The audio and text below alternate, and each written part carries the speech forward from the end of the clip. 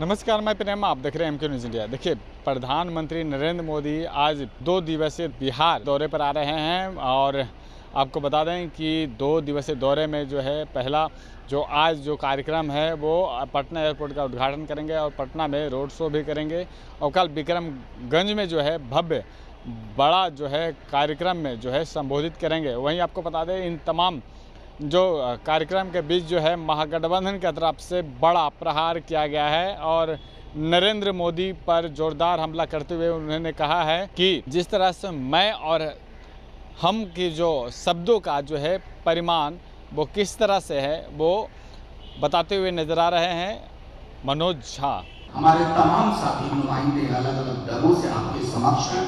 मैं संक्षेप में कुछ बातें आपके समक्ष रखता हूं और उससे पूर्व एक चीज कहता हूं कि ये प्रेस कॉन्फ्रेंस जो हम इंडिया गठबंधन की ओर से कर रहे हैं ये डेडिकेटेड है पीएम की विजिट के मद्देनजर बिहार के सवालों के लिए और ये आपका हमारा साझा सरोकार है, क्योंकि आप और हम भले दो अलग भूमिका में हों, लेकिन हमारा मानना है कि बिहार की तरक्की के बगैर देश की तरक्की की कल्पना करना बेईमानी होगा, बल्कि बेईमानी होगी, डिसऑनेस्टी होगी।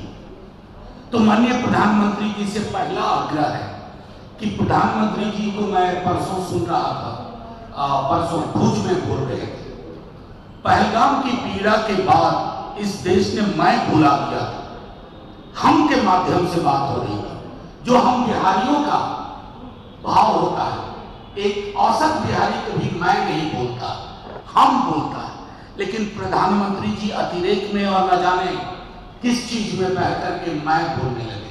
तो उनसे आग्रह होगा, मैं नहीं साहब, हमको हमरा दे दीजिए। पीड़ा में हम थे, सफलता में हम थे, संघर्ष में हम थे, मैं नहीं, हम। तो उसको वो रहने दें, ये आग्रह होगा। दूसरा माननीय प्रधानमंत्री जी से आग्रह है, प्रश्न की शक्ल में नहीं, गुजारिश की शक्ल में, कि प्रधानमंत्री जी विशेष राज्य का दर्जा बिहार खैरात में नहीं मांग रहा। बिहार के नक्शे को देखिए, औपनिवेशिक शासन काल से हमारी अवस्थिति को देखिए, विशेष राज्य के दर्जे के बगैर बिहार की जो समावेशी विकास की कल्पना हम करना चाहते हैं वो नहीं हो पाता। आप कहते हैं, आपके लोग कहते हैं कि नहीं, अब नए फाइनेंस कमीशन के हिसाब से ये नहीं हो सकता, किसे मूर्ख बना रहे हैं। ये एग्जीक्यूटिव डिसीजन था और एक एग्जीक्यूटिव डिसीजन से पैरामीटर बदले जा सकते हैं। अगर बिहार के साथ ईमानदारी से आपको खड़ा होना है, उम्मीद है आप इस पर बात करेंगे। तीसरी चीज, माननीय प्रधानमंत्री जी, महागठबंधन जब तेजस्वी जी के नेतृत्व में सरकार में शामिल था तो जातिगत सर्वेक्षण हुआ, उसके आधार पर आरक्षण का दायरा बढ़ा। प्रॉक्सी तरीके से किसने कहां कोर्ट में क्या अवरोध उत्पन्न किए, सब आपके हाथ में है प्रधानमंत्री जी। इसको 9वीं अनुसूची में डालिए और जो बढ़े हुए आरक्षण का दायरा है उसको विवाद से बचाइए। रिलक्टेंटली ही सही, डगमगाते हुए सही, आज आप रास्ते पे आए। ऑपरेशन सिंदूर से पूर्व आपने कहा कि जातिगत जनगणना होगी। नेता प्रतिपक्ष बार बार कह रहे हैं, तेजस्वी जी हम अलर्ट मोड पे, टाइमलाइन बताइए, क्योंकि बहुत सारी चीजें इससे जुड़ी हुई है। विमेन रिजर्वेशन जुड़ा है, रिजर्वेशन विद रिजर्वेशन जुड़ा है, सेंसस के साथ डिलिमिटेशन है और डिलिमिटेशन के बाद आनुपातिक प्रतिनिधित्व बढ़ने की बात है, आरक्षण का दायरा बढ़ने की बात है और निजी क्षेत्रों में आरक्षण की बात है। तो ये सारी चीजें, मेरा मानना है कि प्रधानमंत्री जी बिहार आए तो रेटोरिक से आगे बढ़ करके आपको आगे बढ़ना होगा। एक आखिरी चीज कह करके मैं फिर अपने बाकी साथियों को सौंपूंगा, सब लोग संक्षेप में आपके समक्ष रखें। बिहार को ईर्ष्या किसी राज्य से नहीं है, बिहार को पीड़ा है। बिहार गुजरात की तरह बनना चाहता है आर्थिक रूप से, हालांकि बहुत सारी और मसले हैं।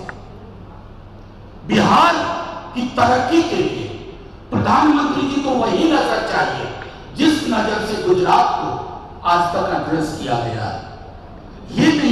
प्रधानमंत्री जी कि निवेश गुजरात में, पूंजी गुजरात में, और श्रम शक्ति जनसाधारण से श्रमिक जाए बिहार से, तमाम आपदा को झेले।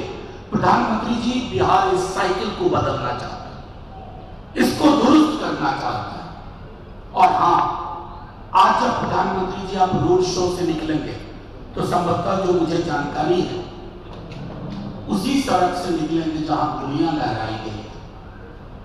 प्रधानमंत्री जी बस गुजर जाने को गुजर मत जाइएगा, थोड़ा ठहर जाइएगा और सोचिएगा कि बिहार की गवर्नेंस क्या है, कौन चला रहा है बिहार को।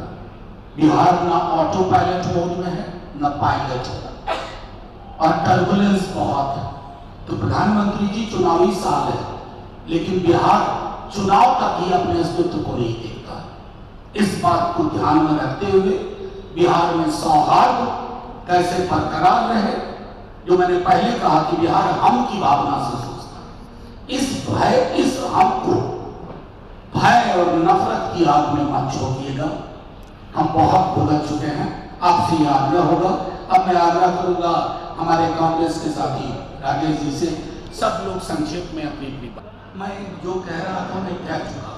सबसे खूबसूरत क्षण इस देश के लिए था पहलगाम की पीड़ा के बाद जब ऑपरेशन हुआ तो ब्रीफिंग के लिए एमईए के साथ, विक्रम मिश्री जी के साथ व्योमिका जी और सोफिया कुरैशी जी आती है। वही ब्रीफिंग हिंदुस्तान की आवाज है, बाकी सारी चीजें राजनीति। ऑपरेशन सिंदूर को लेकर तमाम पोस्टर लगाया गया है, प्रधानमंत्री के साथ मुख्यमंत्री ममता कार्यालय भी जाएंगे, ब्रह्मोस को लेकर भी पोस्टर लगाया गया, तो पटना पर मैं क्या टिप्पणी करूं? मैंने कहा, संकेत में भी कहा, भाव में भी कहा। हमारे देश की सेना और पाकिस्तान की सेना का एक बड़ा फर्क है। पाकिस्तान की सेना या तो सरकार में स्वयं रहती है या अपनी मर्जी की सरकार चलाती है। हमारी सेना ने शौर्य और पराक्रम का ईमानदारी के साथ परिचय दिया आजादी के बाद से ही। उस पराक्रम और शौर्य को सेना की विरासत माना जाए, शहादत पर सियासत नहीं।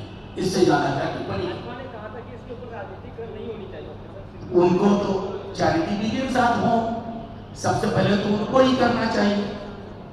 आप सबसे बड़ी पार्टी हैं, उदाहरण तो रखिए ना।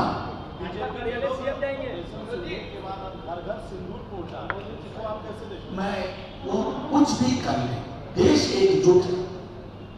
सेना का शौर्य, सामूहिक पीड़ा, इस एकजुटता को जो कोई व्यावसायिक नजर से देख रहा है, सियासी नजर से, जनता उसका प्रतिकार करे, क्योंकि देश अभी भी पीड़ा में है। मुआवजे से, श्रद्धांजलि से खालीपन लोगों का खत्म नहीं होता है। आप तो कवर करते हैं, बिहार के कमोबेश हर जिले में आए दिन एक पार्थिव शरीर आ रहा है। नेता प्रतिपक्ष तेजस्वी जी जा रहे हैं, लेकिन क्या हम वो खालीपन उनका भर पाएंगे? और अगर हम सियासत करेंगे तो उनको उनका खालीपन और बढ़ा रहे हैं।